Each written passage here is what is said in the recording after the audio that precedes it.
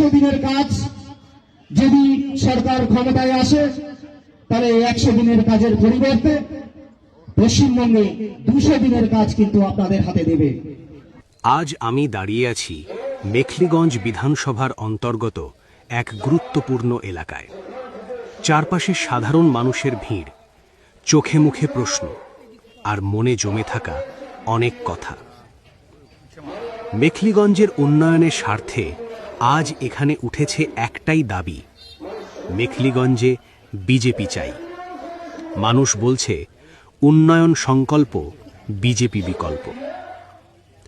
আজ দেওয়ানগঞ্জে আবার আঙুল দেখা বাজার এলাকায় অনুষ্ঠিত হয়েছে পরিবর্তন পথসভা। এই পথসভাগুলিতে বক্তব্য রাখতে গিয়ে বিজেপি নেতা দধিরাম রায় সরাসরি তুলে ধরেছেন মানুষের দৈনন্দিন সমস্যা, বঞ্চনা আর ভবিষ্যৎ নিয়ে আশঙ্কার কথা। তিনি বলেন, পশ্চিমবঙ্গ জুড়ে শিক্ষিত বেকার যুবক ও যুবতীরা আজ দিশেহারা। বছরের পর বছর এসএসসি ও টেট পরীক্ষা বন্ধ থাকার ফলে একটি সম্পূর্ণ প্রজন্ম কর্মসংস্থান থেকে বঞ্চিত হচ্ছে। পথসভা থেকে দাবি ওঠে, পশ্চিমবঙ্গে বিজেপি সরকার এলে বছরে বছরে এসএসসি ও টেট পরীক্ষার মাধ্যমে নিয়োগ প্রক্রিয়া চালু করা হবে। পথসভায় বিশেষভাবে উঠে আসে মা বোনেদের কথা। মানুষ বলছে, সংসার চালাতে গিয়ে প্রতিদিন লড়াই করতে হয়। বক্তব্যে জানানো হয়, বিজেপি সরকার গঠিত হলে অন্নপূর্ণা ভাণ্ডারের মাধ্যমে মা বোনেরা মাসে 3000 টাকা করে পাবেন, যাতে সম্মানের সঙ্গে পরিবার চালানো সম্ভব হয়। স্বাস্থ্য ব্যবস্থার চিত্র উঠে আসে এই পথসভায়।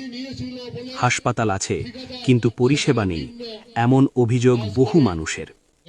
এই পরিস্থিতি বদলাতে বিজেপি সরকার এলে পশ্চিমবঙ্গে আয়ুষ্মান ভারত প্রকল্প চালু করা হবে বলে জানানো হয়, যার মাধ্যমে 5 লক্ষ টাকা পর্যন্ত বিনামূল্যে সরকারি চিকিৎসা পাওয়া যাবে। পথসভায় আবাস যোজনার বিষয়টিও গুরুত্ব পায়।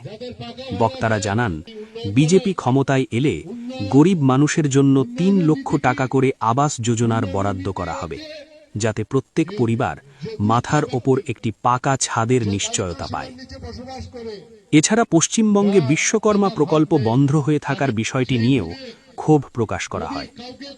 অভিযোগ করা হয়, রাজ্য সরকারের অসহযোগিতার কারণেই এই প্রকল্প কার্যত থমকে রয়েছে, যার ফলে কারিগর ও শ্রমজীবী মানুষ কাজ থেকে বঞ্চিত হচ্ছেন। আজকের পথসভায় সবচেয়ে আবেগঘন যে বিষয়টি উঠে এসেছে তা হল টোটো চালকদের সমস্যা। মানুষ অভিযোগ করছে, রেজিস্ট্রেশনের নামে 18,000 টাকা করে নেওয়া হচ্ছে, যেখানে আজকের দিনে টোটো চালিয়ে দৈনিক 500 টাকা আয় করাই কঠিন। সেখানে এই বিপুল অর্থ আদায় বহু গরিব মানুষকে আবার বেকার করে দেওয়ার চেষ্টা বলে দাবি করা হয়। এই ঘটনাকে চরম অন্যায় বলে উল্লেখ করে এর বিরুদ্ধে প্রতিবাদ জানানো হয়। পথসভায় একটাই বার্তা বারবার উঠে এসেছে, এই লড়াই কোনো ব্যক্তির নয়, এই লড়াই সাধারণ মানুষের অধিকার আর ভবিষ্যতের জন্য। মেখলিগঞ্জ, দেওয়ানগঞ্জ কিংবা আঙুল দেখা বাজার, সব জায়গাতেই মানুষের কণ্ঠে একই কথা শোনা যাচ্ছে, পশ্চিমবঙ্গে বিজেপি ছাড়া আর কোনো বিকল্প নেই। ক্যামেরার সামনে দাঁড়িয়ে আজ এতটুকুই বলবো, এই পথসভাগুলি শুধু রাজনৈতিক কর্মসূচি নয়, এগুলি মানুষের জমে থাকা কথার প্রকাশ। পরিবর্তনের এই ডাক কতদূর যায়, সেই দিকেই তাকিয়ে এখন মেখলিগঞ্জ। আধার কার্ড আরো কারো কারো যদি কোনো ডকুমেন্টস আসে, তাহলে সবগুলোকে চেঞ্জ করো, তাহলে এই মানুষগুলো আতঙ্কিত করে দিয়া তারা যে মানুষগুলো জেরক্সটা করাইল, এখন পাতা জেরক্স করলে 3 টাকা নেই।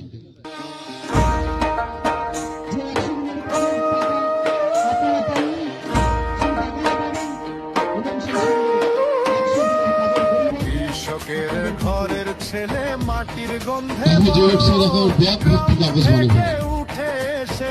মানুষগুলোকে হয়রানি করানো হয়।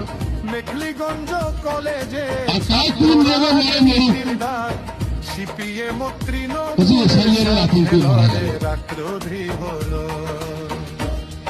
যারা মরেছে তারা ওরা এসআইআর আতঙ্কে মরে গেল। প্রধানের আচ্ছা, দায়িত্ব নিল ভারতবর্ষ একটা অনেক বড় দেশ, মানুষের মন বিহারে এসআইআর হলো, এই পশ্চিমবঙ্গের সঙ্গে আরো 12টা রাজ্যে এসআইআর হচ্ছে। ফুটবে কোন রাজ্যে এসআইআর এর আতঙ্কে লোক মরে না, শিকড় উপর কোন রাজ্যে এসআইআর এর নামে বিএলও মারা যায় না, সার কেসে থামানো কিন্তু পশ্চিমবঙ্গে লড়াইকে এসআইআর এর আতঙ্কে নাকি মানুষ মরে। এই লড়াই মানে এই যে চিত্রনাট্যটা তৈরি হলো, আর এটার নায়িকাটা হচ্ছে ওই মমতা বেগম।